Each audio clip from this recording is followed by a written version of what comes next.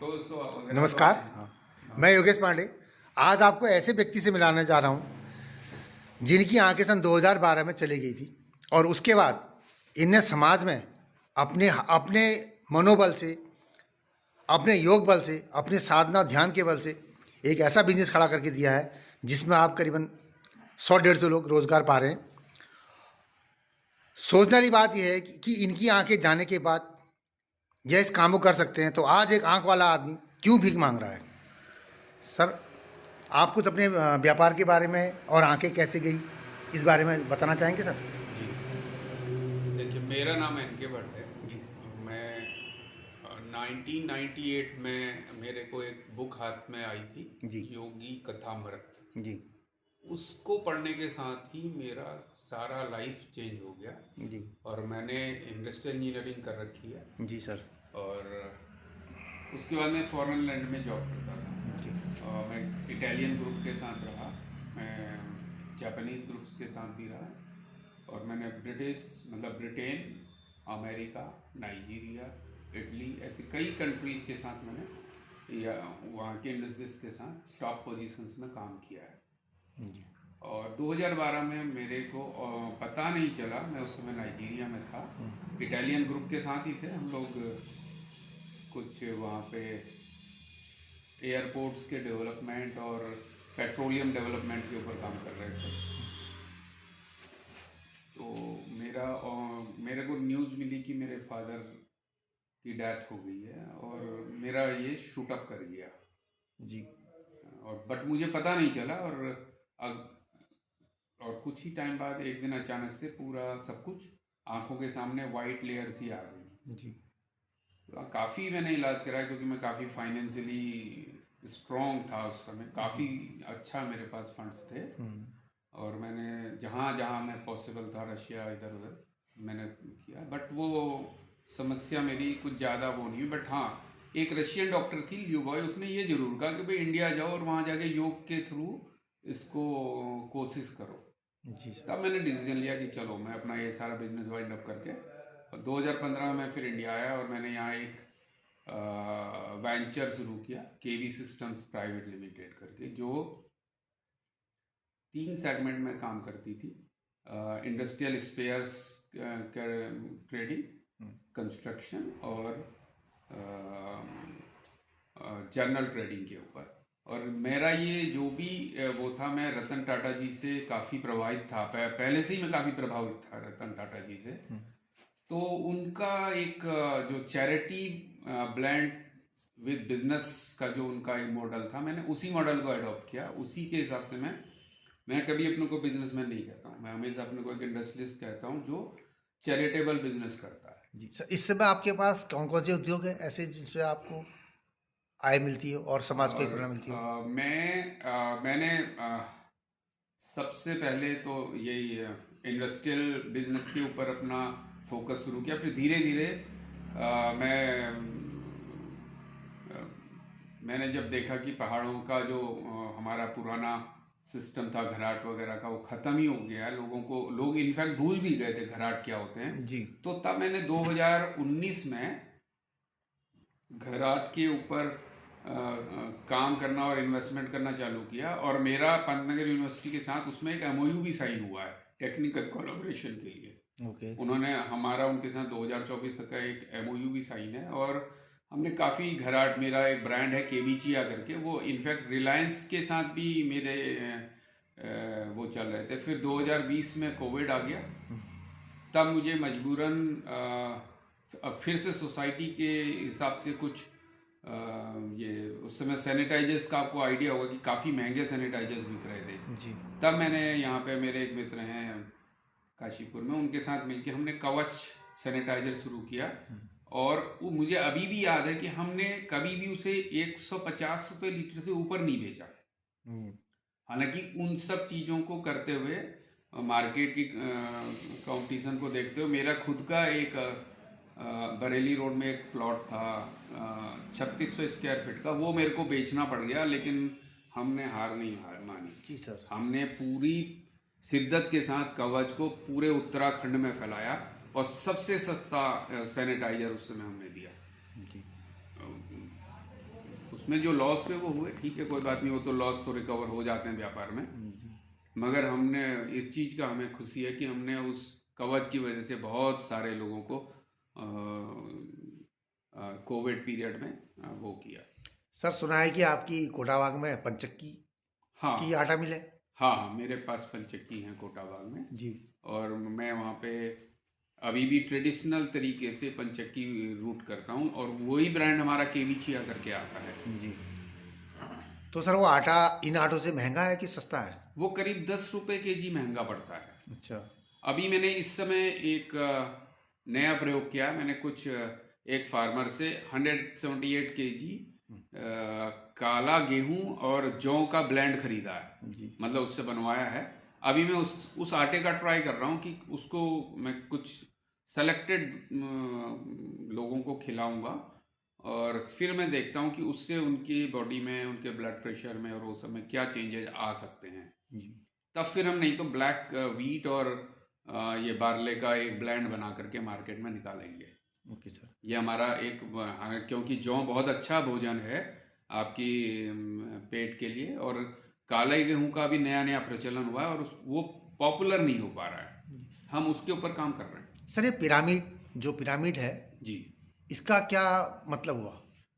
Pyramid एक structure है, basically ये एक इंजीनियरिंग स्ट्रक्चर है जी। जो एक सर्टेन एंगल में बनाया जाता है। जैसे हम लोग 51 डिग्री 51 मिनट या 51 डिग्री 52 मिनट के ऊपर इस स्ट्रक्चर को बनाते हैं। इसका बेसिकली काम क्या है, ये कॉस्मिक एनर्जी, हमारे पूरे वर्ल्ड के पास कॉस्मिक एनर्जी है, पूरे यूनिवर्स में कॉस्मिक एनर्जी हर जगह बराबर फैली है, जिसको हम लोग कहते हैं हर कण में शिव है, वो एक्चुअली कॉस्मिक एनर्जी है।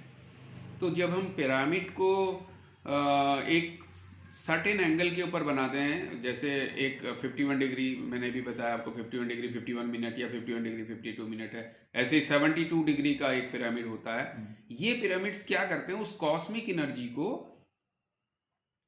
आपके ऊपर एम्पलीफाई करके फोकस कर देते हैं। और 51 डिग्री 51 मिनट्स का जो पिरामिड है, ये पिरामिड बेसिकली एक यूनिफाइड एरिया को प्यूरिफाई करता है, उस एरिया में एनर्जी को एनहांस कर देता है। लेकिन जो 72 डिग्री वाला पिरामिड है वो बहुत बड़े एरिया में, यहाँ तक कि जमीन के अंदर भी चेंज कर देता है। हमारे गुरुजी ने एक प्रयोग किया था दिल्ली में, उसमें उन्होंने जमीन के अंदर शायद खारे पानी को, रोहिणी में की बात है, वो उत्तम नगर में एक जगह थी जहाँ पे जमीन के नीचे जो भूजल था वो खारा था। उन्होंने वहां पे एक पिरामिड इंस्टॉल किया था 72 डिग्री वाला। वो उसने खारे पानी को भी मीठा कर दिया, आज भी वो पानी मीठा है। अच्छा जी। वो अलग बात है कि ऊपर से क्या एडल्ट्रेशन हुए होंगे उस वाटर में, that we don't know, but पानी आज भी मीठा ही है। रशिया में ऐसे इसके ऊपर कई प्रयोग हुए हैं। वहां पे हमारे जो हाइड्रोकार्बन हैं, जिसको आप क्रूड ऑयल कहते हैं, उसकी टेंडेंसी तक इससे चेंज हुई है। इनके साइंटिफिक एविडेंस है, हम कुछ भी अपनी तरफ से नहीं जोड़ रहे हैं जी। तो अभी हम लोग ये पिरामिड एनर्जी को लोगों को समझा रहे हैं और कोशिश कर रहे हैं कि हम हल्द्वानी, रुद्रपुर, काशीपुर, पूरे इस क्षेत्र में कुछ, अगर हमें कुछ सरकारी संस्थाएं या कुछ एनजीओ वगैरह भी मिल जाएं तो हम उनके साथ मिलके जगह जगह पार्क्स में और इधर हम लोग कुछ पिरामिड्स को इंस्टॉल करें जो पब्लिक के लिए बेनिफिशियल होंगे। या पब्लिक का मतलब मेरा इंसान से ही नहीं है, पब्लिक का मतलब मेरे लिए पेड़ भी पब्लिक का ही हिस्सा है, मेरी भाषा में, मुझे बाकी का नहीं। सर एक चीज बताइए ना सर, ये तो एक आपसे अलग सी चीज पूछ रहा हूँ मैं, जब आप उत्तराखंड में, आपको भी हो गए लगभग मैं 2015 से उत्तराखंड में। सर आप देख रहे हैं उत्तराखंड की राजनीति और उत्तराखंड का आदमी। सर यहाँ पर आपके हिसाब से, आप बाहर विदेशों में यात्रा कर रह चुके हैं, काम कर चुके हैं, तो क्या सर उत्तराखंड का विकास आपकी नज़र में सही ढंग से हो पा रहा है? क्या यहाँ के राजनेता यहाँ का विकास कर रहे हैं या नहीं? देखिए, राजनेता जो होते हैं उनकी एक अपनी जिम्मेदारी होती है समाज के प्रति। नहीं सर, जैसे आप एक ब्लाइंडनेस होने के बाद भी एक बिजनेस कर रहे हैं। हाँ। और आप अपना एक अलग से, जिसको भी आपने दिया होगा, रोजगार दिया होगा, तो आपका एक अपना एक अलग अनुभव है। तो सर हाँ। इस एवज सरकार को टैक्स भी दे रहे हैं। हाँ। तो उस मत का पैसा क्या सही जगह पे उपयोग हो रहा है या शराब, नशा, बार, हुक्का बार, इन चीज़ों को खोलकर क्या हमारे युवाओं का भला हो रहा है? इन सब चीज़ों को लेकर मैं आपसे थोड़ा सा नहीं, इन सब चीजों से के तो हम टोटली अगेंस्ट है ना। हम तो अभी हम लोगों ने 17 तारीख को एक शाकाहार रैली निकाली थी जिसका फोकस ही यही था। उसमें सावित्री दीदी हमारी एक हैं जो दिल्ली से हल्द्वानी आ चुकी हैं, पिरामिड उन्होंने यहाँ पे एक बनाया है, और बहुत सारे लोग, कई यहाँ तक कि बैंगलोर से भी कुछ लोग आए थे।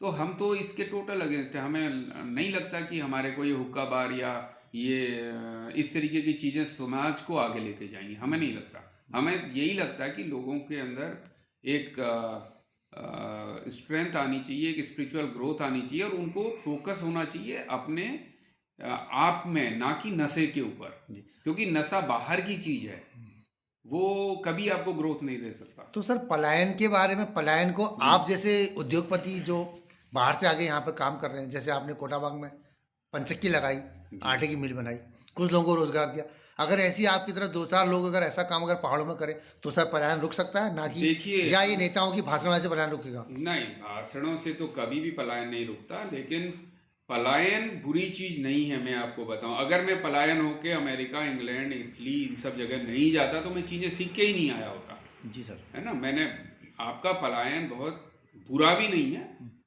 मगर हाँ, आपको वापस अपने घर आना चाहिए। नहीं सर, पलायन का मतलब, पलायन, मेरा पलायन से मतलब ये है, एक पलायन वो होता है सर, मैं अब काम करने दिल्ली गया और 10 साल बाद घर आ गया, मैंने अपना घर बना लिया, वो अलग। हाँ। एक प्लान है कि गांव के गांव खाली हो गए सर। हाँ, एक गांव वो ऐसा तो है बिल्कुल गलत यहीं पर, यहाँ से 15 किलोमीटर दूर एक गांव है सर, बलूटी गांव, जहाँ के एनडी तिवारी जी, जहाँ की पैदाइश है, हाँ। वो मुख्यमंत्री, केंद्रीय मंत्री रह चुके हैं। उनका गांव आप देखिए, केवल वहाँ मात्र एक औरत आशा उस गांव की आज बनी हुई। मैं उन गाँव की बात कर रहा हूँ जहाँ प्लान इस तरह से हो रहे हैं सर। हाँ, उसके लिए तो हमें बहुत सीरियसली सोचना चाहिए, और आप जैसे पत्रकारों का अगर सपोर्ट मिलेगा तो हम लोग कोशिश करेंगे कि हमारे जो और फ्रेंड सर्कल हैं हम उनको अट्रैक्ट करें। लेकिन यहाँ पे एक और भी प्रॉब्लम है, जैसे मैं विजुअली चैलेंज हूँ, मुझे दूसरों के ऊपर डिपेंड रहना पड़ता है। जी सर, है ना। मेरी कंस्ट्रक्शन की भी कंपनी है, हम कंस्ट्रक्शन करते हैं, बड़े कंस्ट्रक्शन करते हैं, क्योंकि मैंने आपको बताया था मैं रतन टाटा जी से इंस्पायर हूं, तो मैं डरता ही नहीं हूं जी। उन्होंने साफ बोला कि जो डर गया वो इंडस्ट्रियलिस्ट नहीं हो सकता।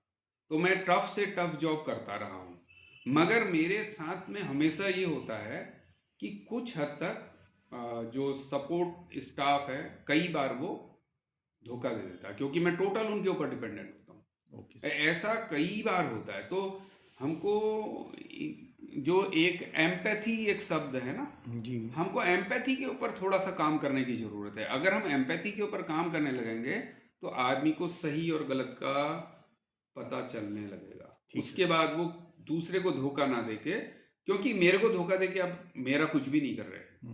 मुझे अगर किसी ने धोखा दिया है तो उसने अपने आप को एक्चुअल में धोखा दिया है जी। हमारे को क्या धोखा देंगे, हम तो कर ही रहे हैं ना, कर रहे हैं, इसीलिए तो चौड़ी छाती से ब्लाइंड है, लेकिन हम कई लोगों को रोजगार देके बैठे हुए हैं। और मैं समझता हूँ साल भर में 15-20 लाख से ऊपर का तो जीएसटी भी जमा ही करता हूँ मैं जी। करते होंगे? हाँ, मेरे को याद नहीं है क्या फिगर है, मगर इतना मेरा जरूर होता होगा। अच्छा सर, आपसे मिलके बहुत अच्छा लगा। बहुत बहुत धन्यवाद आपका। आप जैसे पत्रकार अगर होंगे